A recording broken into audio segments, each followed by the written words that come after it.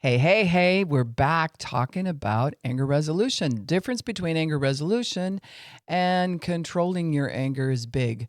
We're actually after the resolution or the solve of the anger to begin with.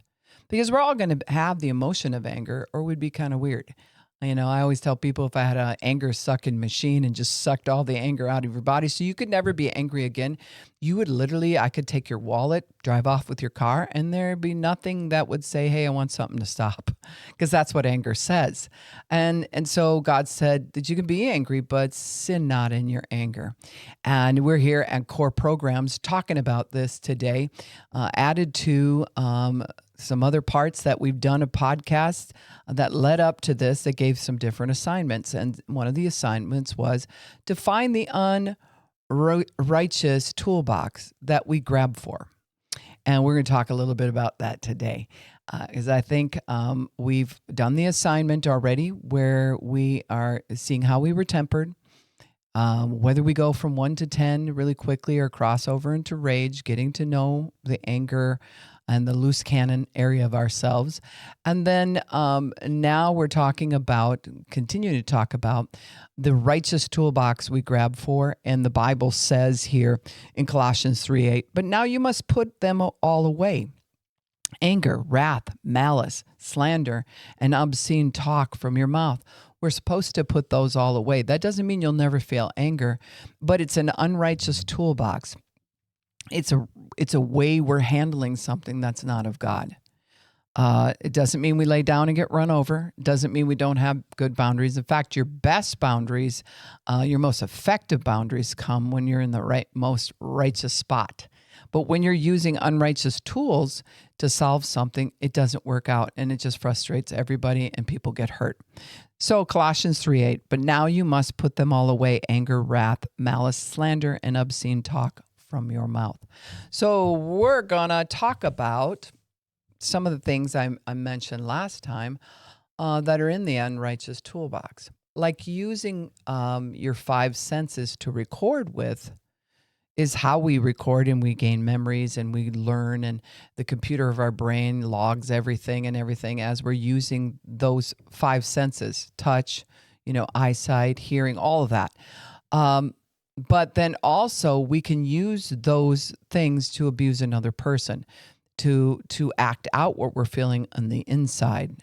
We're not recording it. We're taking what we feel on the inside and unleashing it on another person, which is an unrighteous thing to do. Seek ye first the kingdom of God and his righteousness, and all these things will be added unto you. If we have the peace to know, what this is going to work out in the end, I'm just going to do the righteous thing no matter what. That's my goal, and I already put away any form of wrath or malice or hatred or stuff that it's like, if I use this, the person's really going to get hurt. I'm really going to come at them. I've chose to forgive them, but also I'm holding true to my boundaries because the boundaries are there to uphold righteousness and justice. You don't let go of your boundaries so that everyone's at peace now because now one person's dominating. People do that all the time. They'll let the person who's the loudest, the pushiest, or whatever be the main one on the floor. And they get to talk the most. They get to be heard the most. Everybody jumps for them. Everybody is, like, hey, my dad's home. Let's go play outside.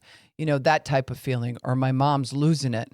We got to get out of here. Let's go to our friend's house. It's like, that's unrighteous behavior. That's a behavior that in the end does not produce righteousness or healing or agreement. There needs to be a place of agreement. This is what we've agreed on. We've worked through this thing enough. We've agreed on it. And so anger being acted out as a weapon, if I want something to stop and I grab for the toolbox that has the loud voice. Well, what level of loud have I trained people around me to respond to? See, moms, when you're trying to get your child to clean their bedroom, your best place is at a 1. Doesn't matter if you're handing out consequences. Doesn't matter if there's going to be a higher level of consequence or whatever. You don't change your voice tone. You come at it at a 1 because you're secure that you're the mom. You have the authority. Dad's the dad. You're 5 years old. And so here's how it's going to go. I don't need to come up and pull that big tool out of the toolbox of unrighteousness and just scream at the child. Because first, usually we start out with, I told you to clean your room, because we're frustrated. So we're at a 1 or 2 where we've lost the ability to talk with normal voice inflection like I'm doing right now. Once it comes up to, some people do the teeth gritted, and some people, their body changes, and you have to understand, what do I look like when I'm angry? Because maybe I'm scaring my child to get them to comply by me using my body a certain way, but definitely the voice. And the voice, we activate the voice out of that anger, and then we convey a message by our facial expressions, and our body goes with that. 96% of all learning comes from sight, which you see, like you're watching me right now. And you're picking up my facial cues. You're picking up these different things, right? You can pick up things from my voice. You can hear the different inflections and all of that. But all I have to do is change that. And I could do this podcast differently. And you're not going to want to listen to me. Or lots of people will want to listen to the angry lady to see where this is going. So your voice projects it. Your facial expressions project it. And it's a big weapon. It's one of the main weapons that people use when they're trying to draw a boundary on somebody. Now, so let me clarify something. Boundaries are never to be drawn on another person. You're drawing a boundary for yourself or the situation or the church or, whatever. Here's our boundary here, and this is why we have this for ourselves. So no, you may not continue to have this behavior. But if you draw a boundary on someone, it can sound like this. Dude, what are you doing? You cannot be up in my face like that. You ever do that again, I'm so gonna, right? And then we have to add a threat to it because we're drawing a boundary on the person. Well, as they're seeing us, they're feeling threatened by us or not. They might be that person like, is that all you got? You think that scares me? And suddenly they'll raise up. And their whole positioning is different. Their whole positioning is going to be where they're going to threaten you back. And then you got to go to higher. And suddenly you're climbing those ladders that we talked about, that 1 to 10, and going to rage. And, that's really what happens, 7th, 8th grade, when everyone's going, fight, fight, fight. And all the kids gather around or whatever. It's an immaturity that says, I'm trying to be bigger than you, but I'm kind of scared right now. So, I'll push you a little bit. But then one person says to the other person, you go. If you want to fight me, come on, man. Come on. Bring it. Right? Really, if you think of an adult behavior, it was like, if I really wanted to fight you, I'd just pop you in the face. We don't need to have this in between, like, come on, do it. And the other person's like, no, you just need to learn and be quiet. And they go back and forth in their pecking order kind of stuff. And they're trying to figure out how they can get the other person to back off, shut up, do whatever. And they don't have the skills for that. So then teachers will come and they'll break that up. But does it solve it? No. They're going to carry that anger until they figure out the righteous way, the more of an adult way. Somebody's got a role model to them. This is how you do it. This is how you get into that situation, solve this. We don't need fists to do it. What's happening in our state right now, you may be watching from who knows where, but what's happening in our state with everything from rioting and looting and all the stuff that's been going on is definitely lack of skill for anger resolution. We're very aware that there's people that are doing this for other reasons. They're hired to do this and things like that. But I'm just talking about the average person who is like, you know what? I've had about enough of this. And then we rise up and you're like, okay, so have you had enough? Now what? What are you going to do now? Are you going to reason about it? You're going to talk about it? Are we going to find a way to resolve? Can we come into some form of agreement? What can we do? Are there other ways to help the situation? No, I don't have the patience for that. See, this is why the Bible we read already, be slow to anger. I want something to stop. So the emotion comes up and says, hey, I'm waving a little red flag here. All right. So then our brain should have permission at that point. Our frontal lobe should say, well, let's reason this out. Just like Jesus said, just like the Bible said, come, let us reason together. Let's reason this out, okay? So what could we do differently? And it would be great if both parties were doing that. That's not what's happening. But this is what happens in our homes. The same thing. We can look and go, why are they doing this? They're burning down our city or whatever it is. And in our very home, we're burning down the trust in the home. We're burning down how we relate to each other and who's going to want to continue to bond in this relationship. All of that gets burned down from lack of skill, from a lack of looking for the righteousness. There's a right way to do things. And so we'll go, well, this is my hone skill here. I got my toolbox that's just full of anger, loudness, threats. When we're using the voice and we're come up in our speech, even our body language will change where we've come up. Our head might go back. It's kind of like a peacock. You just peacock out and start strutting your stuff. And like I've said before, peacock is actually a scared bird. I mean, you could scare them really easy. But then their big protection is look at my beauty and how elegant I am and just how I strut my stuff. And so if a person feels unheard, if they feel like they can't get at what needs to be gotten at and can't discuss it, or there's a cycle that always ends the same way and we're disgusted by that cycle, we'll just get desperate and peacock out. And that is not going to solve anything. It's just not. So if our tool is our voice, how can we tone our voice down? Well, first of all, it's called self-control. And we don't want to end up always having to control that area. We want to be free in a way where we don't feel that big urge to have to grab a hold of this thing and hold on. We're white knuckling, or I'm going to punch you. We're not doing that. It's more of understanding who you are and why you don't feel heard. And coming at this thing differently, knowing where you're sensitive, how you were tempered, whether or not you go up on the scale from 1 to 10, really easy. What are your triggers that cause that? What's at the root of your triggers? Have you ever discovered, like if you say that certain phrase, oh my goodness, I will just go over the top if you say that certain phrase to me.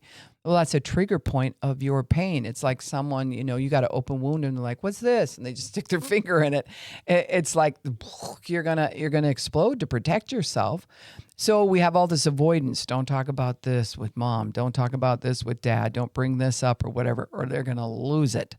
Wouldn't it be better to just heal that area so there's no buttons anyone can push?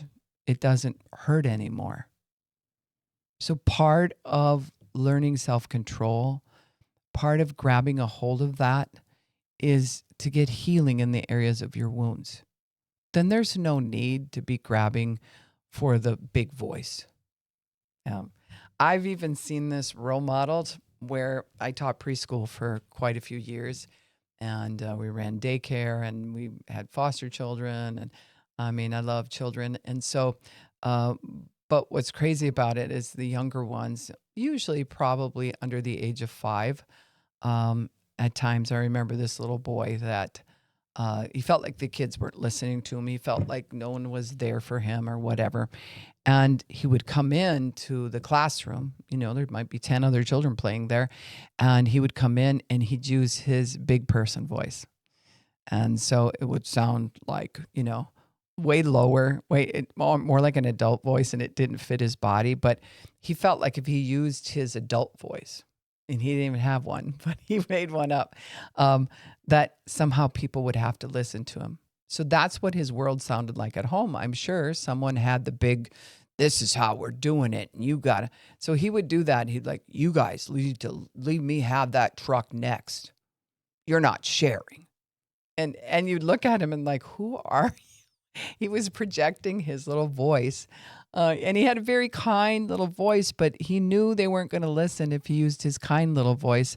So he was being trained to have a toolbox there that anytime he needed to, he could bring out the big voice. And after a while, the big voice could grow into yelling. It could grow into saying the most hurtful thing while you're yelling. Because really what you're doing is words are a capsule of faith. the tones that go with that carry that, right? If I just had words, if I was like, you can't hear me, there's no tone to it, but I did say words. So you add the tone to those words, they carry different, they settle different. But if I take a small child and I yell what I want done, or like you're never gonna, and I curse them like you're never gonna amount to anything, I'm taking the tone. Now watch me say the same thing. They can see my face was a little scary, but you can't hear the tone. So your tone is so everything. And you're literally driving that into their body. They're recording it through their five senses, and it's loud, and it's like, it's like you're taking their breath away. You leave a mark when you do that. And some angry people tend to. They tend to leave a mark, so we never have to do this again. Well, that'll happen for a while. Like mom's yelling. I never got to finish my story about the moms getting, uh, the rooms cleaned. You might start out, you get a little gruff or whatever. And after a while, children are like, "Psh." So she gets a little mad. I don't care. And then you come up and the yelling. Well, they'll only be scared so long. And they get almost like a hardened heart. You could be screaming your head off and they ain't going to do it. They have no respect for you at that point, because they're saying, I'm not taking any more tones into my body. I'm not. That tone is not what I need. I might need your words. I don't need the facial expressions. So I'm catching, how mad you are. I don't have to have that to comply. Right? So tones are everything. And if you've got a tool in your toolbox that is like your big voice, and then your scary voice, and your erratic voice, and your like out of control completely voice, and you have those in your back pocket, then you assess within seconds, is this something I don't want to have to deal with? I've told the kids this too many times. My wife's just not hearing me or whatever. Well, I'm going to pull out a bigger voice, and that'll teach her, or that'll teach him. It's a very immature behavior. And it's a misuse of how God intended us to use our voice. Our voice tones are tones of faith. Now, if I'm going to use a strong voice, it's going to be in the prophetic speaking. Like if I was to speak against the spirit of witchcraft, I'm probably not going to use this tone. Lord, I just come against witchcraft. Sorry. It's more direct and it's more authority, and it has to go. See, you come up in your tone. I mean this. But when you're trying to bond to someone, when you're trying to create trust with someone, you're not reaching for your scary voice to try to instill something so now everyone learned. In fact, the more afraid you are, the less you learn. The only thing you learn is to be scared of that voice. And after a while, you don't respect it enough. You're like, go ahead. Beat me up if you're going to. Yell at me if you're going to. There's no respect. There's no movement. Now you've desensitized a very sensitive area of how that person records things, because you're not as scary as you think you are. They're done. Or they, some people are threatened that, I'm going to kill you and stuff like that. And it's like the person after a while is like, then do it. It's a scary point that people get to, like, just then do it.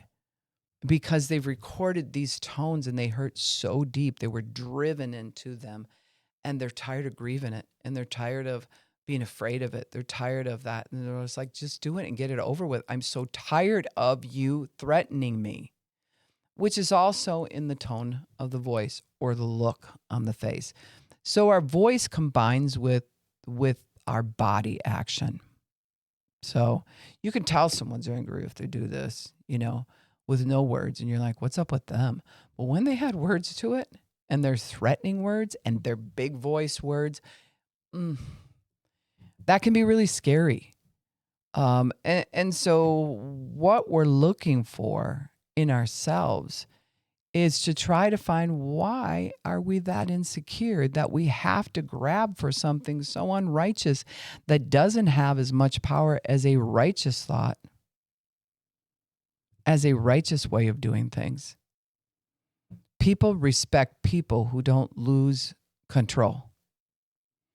So if you're scaring your children, your family, your wife is saying scary things, and all of this kind of stuff to gain control, you're actually in the end going to be disrespected, and you'll be mad about that too. So that's one of the first things that's in the box. And like I said, 96% of our learning, or how you see me when I'm at church speaking, or when I'm other places, whatever. A new person will come in, they scan you. You all do it. I do it too. You scan, and then you perceive. What is it that I think I'm seeing right now is what perception is. That was your perception of who I am, whether or not I look mean or scary or whatever. You perceive first and you receive second. If you perceive me as scary, then you'll debate that as I'm talking. Then later, well, she's not as scary as what I thought. This is what I'll receive about her. That's how we record things. So if you come in and you tell your children that you love them, you pray with them before they go to bed, you kiss them, and you say, I hope your day is good tomorrow and have a good night's sleep. And you leave their room, that they perceive you a certain way. The thing that they received about that, though, can be disrupted by you yelling at them and screaming at them and talking trash. Those are two different people. So God wants us to become consistently the same. And can I go, hey, I really need you to stop that. Yeah, but that's not going to damage somebody long term. But if I'm screaming at them and I'm declaring things over them and I'm driving the voice tone into them, their recording's recording it so loud because it's so loud. Now I'm having an effect on their entire being. And people who know that and use that as a way of control, it's very unrighteous. It's not the toolbox you should be grabbing for. It's an unrighteous behavior. And they'll use it as a way of, yeah, but when I do that, I get control back. And when I do that, I get my own way. And when I do that, I can make a difference in moving this thing faster. People who like things done fast, they'll cut you off when you're talking. They'll use their voice tone or their body language. They're like, come on, get going. That type of feeling. It's very condescending. So it is another way you can use your body language to act out something that is controlling. And it comes across like you're angry. And then if you ask the person, are you angry right now? No, they're never angry right now. And they don't even have to be. They just learn that way of like, I'm in control here. I'm in charge. I get to move people at the pace I want them to move. I get to be the last say, the first say, the in-between say. And we don't want to be those people. But at the same time, if you figured out that you can grab that from a toolbox of unrighteousness and it works, it's hard to give that up. It's hard to put those tools away because, man, in this moment, I could so use that tool right now. I could just get this thing moving so much quicker. And then we're angry because we can't use the tool for a while. But when we see that our best influence is in a righteous way, we have the most influence that represents Christ, that represents God, that represents a better us because of him. The best influence is to slow everything down. Be slow to anger. Be slow to it. There's no reason to get your undies in a bundle. There's no reason that we can't just calm everything down and talk it through. Sometimes people need a couple days to do that. I'm okay with that.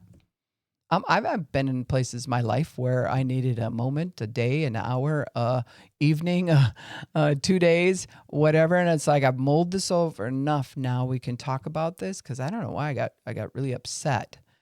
But I think I know where it's coming from. So let's talk about it now, trying to find some form of agreement. And when one person's angry and their poor behaviors, like I said before, if I'm acting like I'm 5 years old, I'm really begging you to come to that level. Come here and be 5 with me. Come on, right? I had this first. I was in the playground first. You don't get to have the shovel in the sandbox. You don't get to have this or whatever. Come on. Fight with me like a 5-year-old. And it begs us to go there. And so many people do. I've done it myself. Why did I go to their level? To mature the situation, I have to mature me. And when I mature me, it makes all the difference in the world. Now I'm not better than that person. I'm just seeing more of what's going on. And can I control myself better? Yeah, because I understand me better. So part of anger resolution is getting to know yourself.